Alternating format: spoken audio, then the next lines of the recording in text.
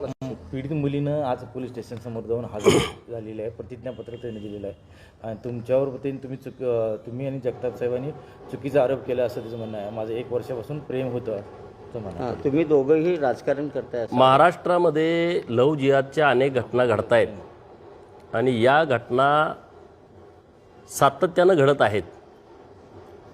ठरवून हिंदू मुलींना टार्गेट करणं आणि विशेषतः ज्या मुलींना वडील नाहीत आणि ज्या मुलींच्या नावावरती प्रॉपर्टी आहे अशा मुलींना जास्त टार्गेट केलं जातं आहे आणि त्यातलाच हा प्रकार आहे.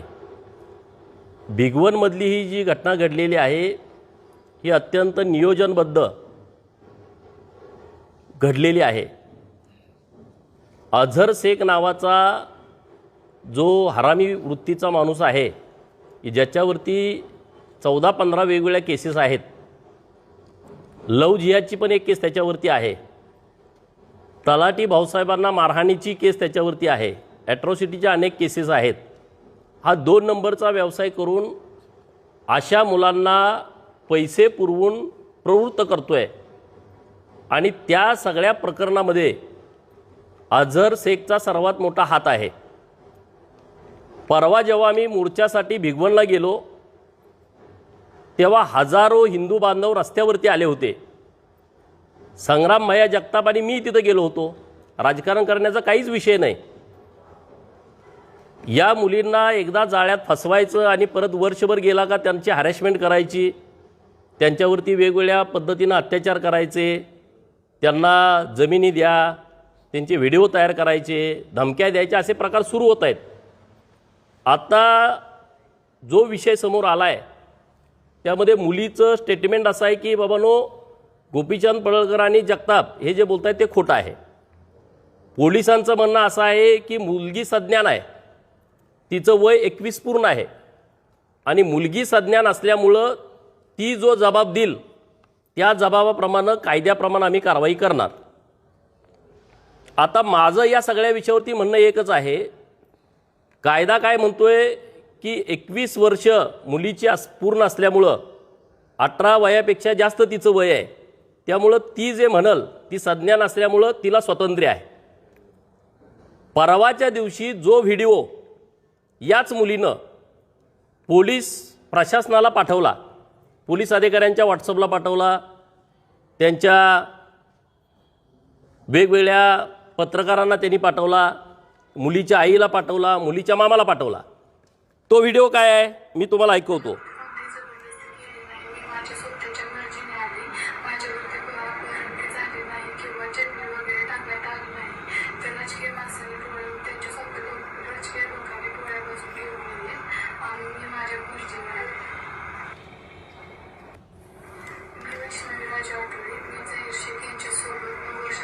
नऊ वर्षापासून मी प्रेम संबंधात आहे. ही कोण म्हणतंय? मुलीनं हा व्हिडिओ काय आम्ही तयार केला का? नाही. ह्या मुलीनं परवाच्या दिवशी व्हिडिओ तयार केला आणि सर्व पोलीस अधिकाऱ्यांना पाठवला. आता माझं म्हणणं काय आहे, आम्ही हेच म्हणतोय ना, महाराष्ट्रात ओरडून सांगतोय की लव्ह जिहाद काय प्रकार आहे, तर हाच लव्ह जिहाद प्रकार आहे ना. आज ही मुलगी 21 वर्षाची आहे. म्हणजे आता तिचं आधार कार्ड माझ्याकडे आहे. आधार कार्डावरती जन्मतारीख किती आहे बघा, 16/3/2005. 16/3/2005 म्हणजे अजून 21 वर्ष तिला पूर्ण व्हायचे आहेत. आता मी तुमच्याशी बोलतोय, फेब्रुवारीत महिना आहे, अजून पुढच्या महिन्यामध्ये तिला 21 वर्ष पूर्ण होत आहेत. ती काय म्हणते, 9 वर्षापासून माझे याचे संबंध आहेत. 9 वर्ष म्हणजे ती मुलगी 12 वर्षाची होती. म्हणजे या लोकांनी 12 वर्षाची मुलगी म्हणजे 5वी-6वीला ही मुलगी आहे, तेव्हा या मुलीला टार्गेट केलं आहे, तेव्हा ही बळी मुलगी पडलेली आहे आणि तेव्हापासून या मुलीवरती अत्याचार सुरू आहे. आत्ता माझं पोलिसांना म्हणणं असं आहे, तुम्ही मुलगी सज्ञान आहे, मुलगी जसं म्हणेल तसं करतो असं तुमचं म्हणणं आहे. आता हे मुलीनंच तुम्हाला व्हिडिओ पाठवून दिला आहे. हे स्टेटमेंट ग्राह्य धरून पोलिसांनी सुमोटो या शेखवरती पोक्सो अंतर्गत कारवाई करावी. दुसरा विषय आता सोडून द्या तुम्ही, हा विषय पोलिसांनी अत्यंत सिरियस घ्यावा.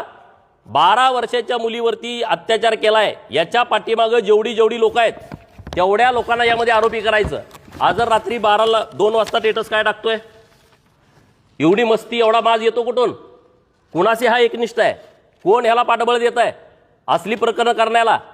ह्यानं स्टेटस ठेवलाय आणि काही थोड्या वेळानंतर तो मुलगा आणि मुलगी पोलीस स्टेशन बारामतीला हजर झालेत.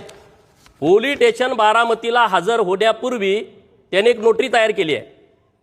पोलिसांनाही सापडत नाहीत. म्हणजे नोटरीवाल्याकडे कसे गेले? नोटरीवाला ह्यांना कोणी मिळवून दिला? हे तर नवीन मुलं आहेत, ह्यांना काही एवढं बाहेरचं माहीत नाही. नोटरीवाल्यावर पण गुन्हा दाखल केला पाहिजे. काही पत्रकार मित्रांना पोलिसामध्ये हजर होण्यापूर्वी त्यांनी बाईट दिली आहे.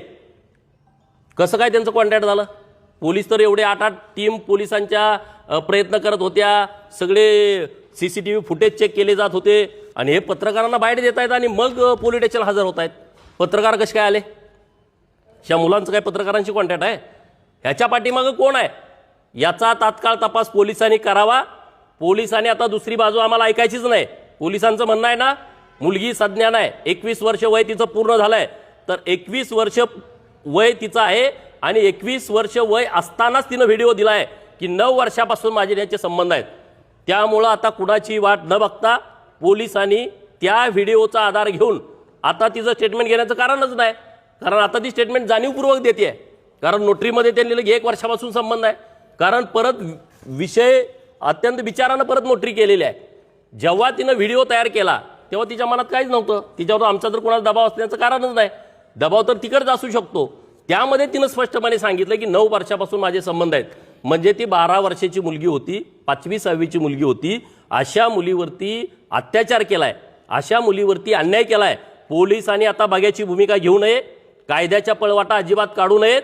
आता तुमच्या म्हणण्याप्रमाणेच आमचं म्हणणं आहे की 21 वर्ष वय पूर्ण झालेली मुलगी म्हणते, तो व्हिडिओ पोलिसांना पाठवते, तो व्हिडिओ पत्रकारांना पाठवते. महाराष्ट्रातल्या सर्व इलेक्ट्रॉनिक मीडियाच्या माध्यमातून तो महाराष्ट्राच्या समोर व्हिडिओ आलाय, त्यांच्या नातेवाईकांच्या समोर व्हिडिओ आलाय, सर्व सोशल साईटवरती तो व्हिडिओ आहे आणि स्पष्टपणे तिचा उल्लेख आहे 9 वर्षापासून माझे संबंध आहेत. म्हणजे आता तात्काळ पोलिसांनी कुठलाही बाकीचा आता विचार न करता त्या व्हिडिओच्या आधारे आता मुलीचं स्टेटमेंट घेतो. मुलगी स्टेटमेंट बदलेल. आता मुलीचं स्टेटमेंट घेण्याची आवश्यकता नाही, कारण ती अल्पवयाची आहे. जेव्हा तिच्यावरती अत्याचार झालाय तेव्हा ती 12 वर्षाची आहे. त्यामुळं पोलिसांची जबाबदारी आहे, त्यांनी सुपुर्द गुन्हा दाखल करावा. नसेल मुलीची आई गुन्हा दाखल करेल, मुलीचा भाऊ गुन्हा दाखल करेल, तात्काळ कारवाई करावी. दुसरा विषय आहे की हे ज्या मुलींच्या नावावरती जमिनी आहेत त्या मुलींना हे पकडतायत. काही विवाहित महिलांना त्यांनी पकडलंय, काही विधवा महिलांना पकडलंय की ज्यांच्या नावावरती मोठी प्रॉपर्टी आहे आणि मग त्यांना जाळ्यात घ्यायचं, ती प्रॉपर्टी विकायची आणि परत त्यांना सोडून द्यायचं. किंवा विवाहित महिलांना ज्यांचे पती सर्व्हिसला आहेत, ज्यांचे पती चांगल्या मोठ्या उद्योगात आहेत, त्यांना जाळ्यात ओढून घ्यायचं आणि मग त्यांचे व्हिडिओ तयार करायचे, मग त्यांना ब्लॅकमेल करायचं, मग पैसे द्या, प्रॉपर्टी काढून द्या, अमुक द्या, तमुक द्या. असं आता ह्या मुलीच्या नावावरती 7/12 आहे. हे आम्ही तुमच्यासमोर पुराव्यानिशी बोलतोय. यांचं षडयंत्र तुम्ही बघा.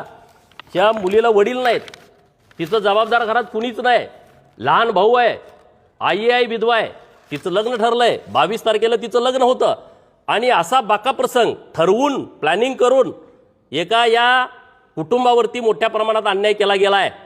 बारामतीच्या, दौंडच्या आणि इंदापूरच्या धनगरांना माझं आव्हान आहे, तुम्ही अत्यंत जबाबदारीनं या प्रकरणामध्ये लक्ष घाला. हा अझर नावाचा हरामखोर त्या परिसरातल्या हिंदू मुलींना टार्गेट करतोय. आत्तापर्यंत इंदापूर तालुक्यातल्या 25 हिंदू मुलींच्या वरती अशा पद्धतीचा अटॅक केला गेलाय. अशा पद्धतीनं त्यांना फसवलंय. काही मुलींना परत आणण्यामध्ये हिंदू कार्यकर्ते यशस्वी झालेत, परंतु काही मुली ऐकून घेण्याच्या मनस्थितीमध्ये नाहीत. आता तुम्ही सर्वांनी बारामतीच्या पोलीस स्टेशनच्या बाहेर थांबावं. पोलिसांना पुणे ग्रामीण SP साहेबांशी मी सकाळी बोललोय, ॲडिशनल SP साहेबांशी बोललोय, DYSP साहेबांशी बोललोय. आता आमचं म्हणणं इतकंच आहे, तुम्ही काम केलंय त्याबद्दल आमचं कुठलंच दुमत नाही. DG ऑफिसला पण माझी विनंती आहे की त्या मुलीचा जो व्हिडिओ परवाच्या दिवशी आलाय त्या व्हिडिओमध्ये ती मुलगी स्वतः कबूल करते आहे की 9 वर्षापासून माझ्या संबंध सुरू आहेत, तर त्याबाबत सुमोटो गुन्हा दाखल करावा. अन्यथा आम्हाला परत रस्त्यावरती उतरवायची वेळ येऊ देऊ नये. आम्ही आता या विषयामध्ये जर पोलिसांनी कारवाई नाही केली तर मी स्वतः या प्रकरणामध्ये तिथं रस्त्यावरती उतरणार आहे. आणि त्यामुळे माझी विनंती आहे, आता कुठलाही विचार न करता मुलीच्याच व्हिडिओवरनं हा गुन्हा दाखल करावा अशी विनंती पोलीस प्रशासन पुणे यांना आहे.